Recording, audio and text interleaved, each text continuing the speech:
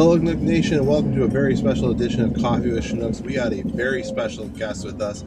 He is the head baseball coach at Concordia University, Wisconsin, and your very own former manager of the Lakeshore Chinooks, Eddy Morgan. Hey, Eddy, go Nugs, right? I haven't done this in a while. welcome back. Hey, this is kind of cool because this is like my favorite comedian, like Jerry Seinfeld. Is this where you guys snagged this from? Yeah, well, actually, Netflix wanted us to give a dry run because we're looking to replace Jerry on Netflix. He was a little expensive, so I'm trying to take his spot on. I see it. I've probably seen every Seinfeld episode. I have all the DVD sets of all the seasons and everything. It's when there's nothing on TV. The go-to is Seinfeld. So Favorite Seinfeld episode? Oh, there's so many of them. I guess the one that comes off the top of the head, if you remember. Are you a Seinfeld fan? I've seen it quite a bit. Okay, it's when George Steinbrenner thinks George died in the car crash. Oh, yeah. That? Yeah. And they come to the stadium. They thought he was working hard, and but the birds went to the bathroom on his car and it looked like it tore up, and then he got replaced. And then the Houston Chickens or whatever wanted to hire him away. So that's a pretty cool episode. There's so many of them though. Kramer's probably my favorite of all the actors. Character. Oh yeah. Great comedy from back in the day. Maybe we'll have to do a Seinfeld night. There you go. That'd be awesome. Well, thanks for joining us. We just want to, kind of take a trip down memory lane with you about your time with the Chinooks. You were our manager for 5 years? 4 years, and then an assistant year with Coach Bo. All right. And give us a little background. Where are you from, and where do you call home now? Well, it's kind of a great story. I was the head coach at UW Superior, and obviously knew a lot about the Northwoods League, but didn't know that there was going to be an expansion team here. And in the middle of winter, got a phone call from Coach Vo. He saw what we've been able to do up at Superior, which is a tough place to coach baseball. Yeah. We actually had one season where we didn't play a single home game because it's, as you know, way up there. It's cold in the spring and it's snow in the spring, and the springs are real late. But we were able to do some tremendous things there, and I think he recognized that, and got hired here. Jim and the ownership group hired Coach Vo to run that expansion team the first year, and so kind of the ball started rolling from that aspect of it.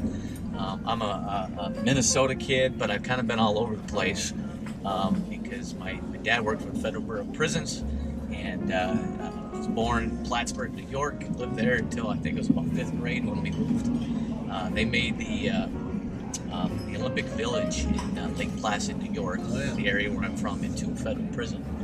And so my dad started working there as a prison guard, and then we were transferred to Dallas, Texas, Fort Worth, Texas, and lived in Crowley, Texas. And that's kind of where baseball kind of happened for me.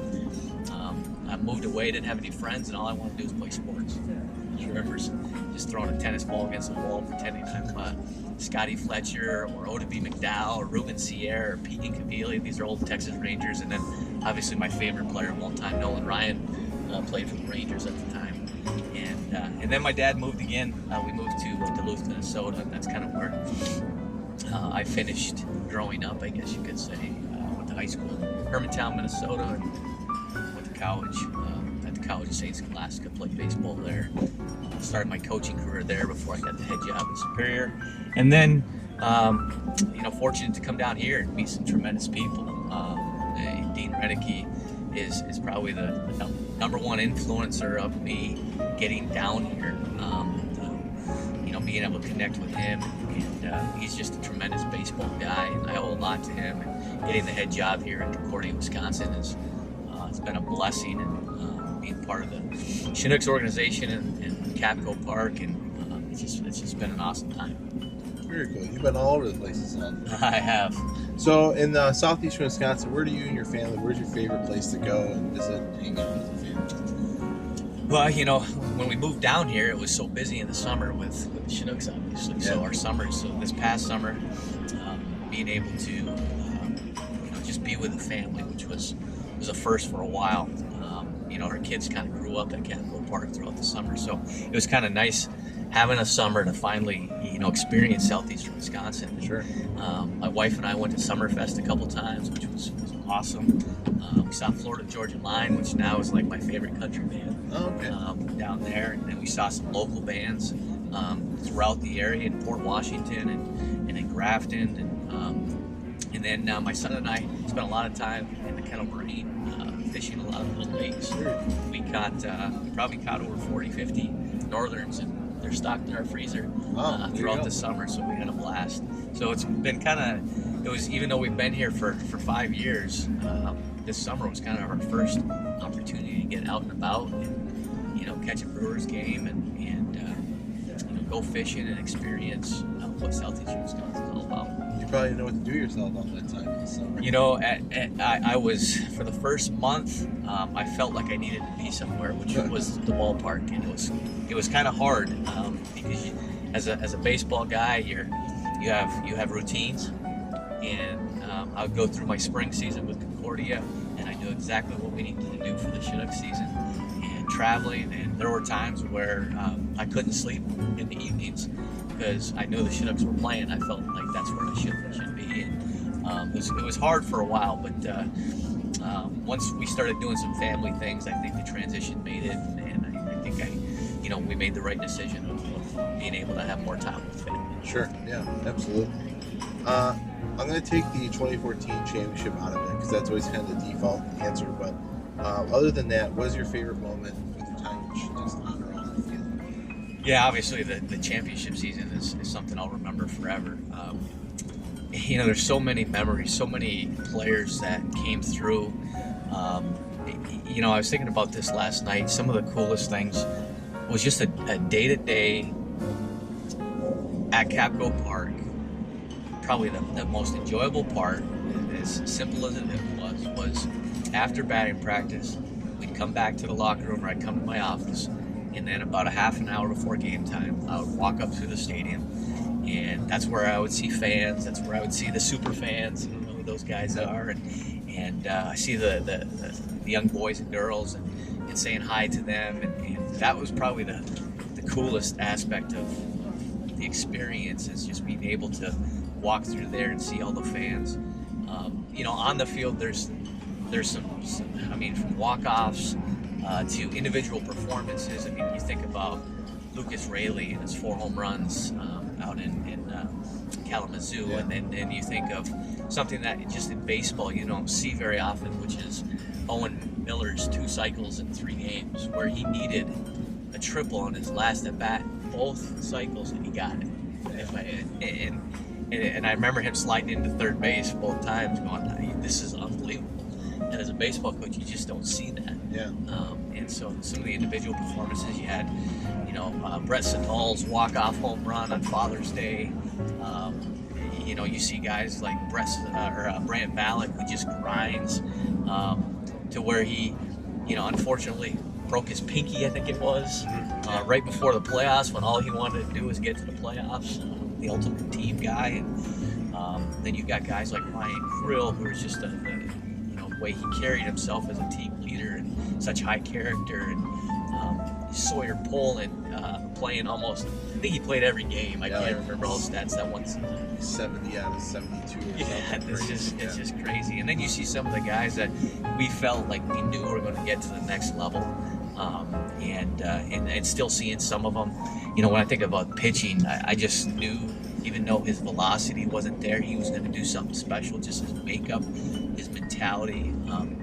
Evan Krasinski, who's I think he's in the Cardinals organization. Yep. Sean Anderson, I think he played in the Futures games. Yeah, for the Giants. For the Giants. You're talking about those 2 pitchers right there in particular. I'm hoping Marshall Kosowski can make it. Just he took care of his body. He just had the mental mindset. And then obviously guys that surprised us too. We knew Andrew Stevenson was going to have a great college career. I didn't think he was going to, at the time, make it to the big leagues. This quickly, yeah. That quickly, and then he was able to play right alongside Bryce Harper. It's really cool. I actually got a picture of Stevenson sitting right next to Bryce Harper. So I think I'm gonna blow it up and probably put it down on the basement. There you go.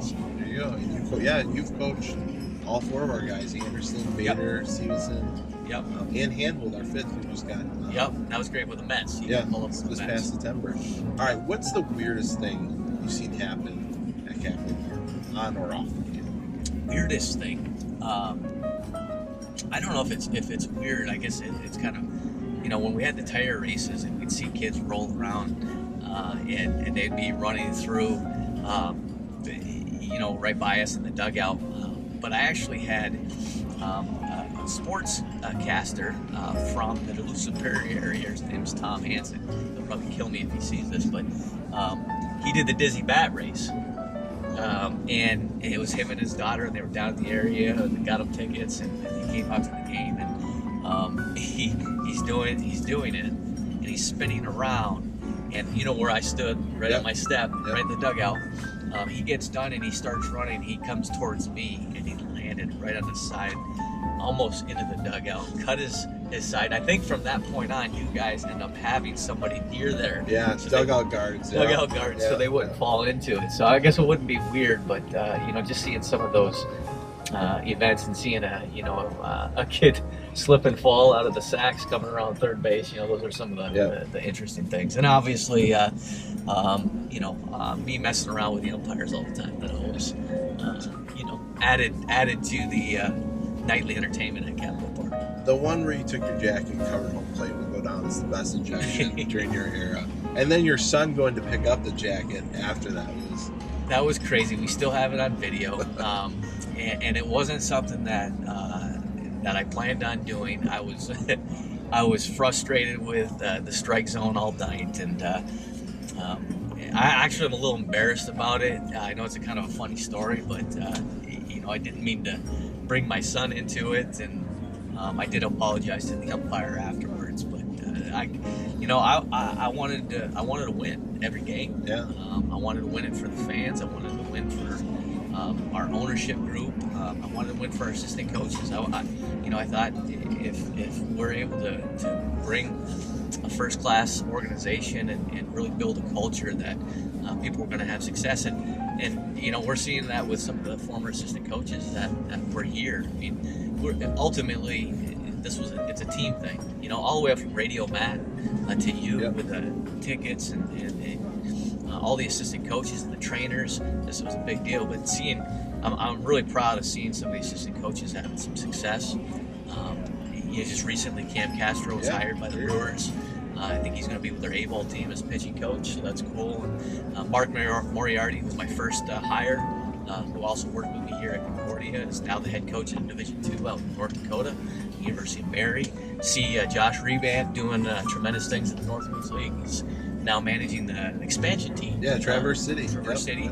And so seeing some of these guys grow in baseball, and you've probably got stories. I've run into some of the interns and seeing some of the success they've had, and that's what winning's about. So it's competitive, and we just wanted to compete our tails off in every area. And so sometimes the umpires got the Eddy Morgan treatment. Sure. So and it's been great because I've had some of those umpires come up to me afterwards and appreciate me staying on top of them.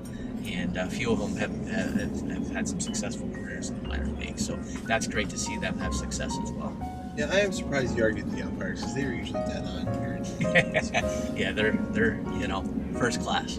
All right, so was there ever a promotion, a giveaway, or a theme night that you kind of chuckled and thought that was the coolest thing that we did during your time here? I loved your wrestling nights. I was a WWE, WWF fan, not a super fan with it, but I knew I was growing up with all those guys. So especially when Hacksaw came, and then it kind of became our rallying cry. Yeah, because we had the 2x4 that he signed, and we carried that with us for the rest of the season, and it was great. Ryan Curl really took home that, if you remember that. Yeah, you guys did the Ho chant. Whenever you scored a run or a home run or something. Yep, that was great. And then obviously it was really cool and really special to have my son have his own bobblehead night. Yeah.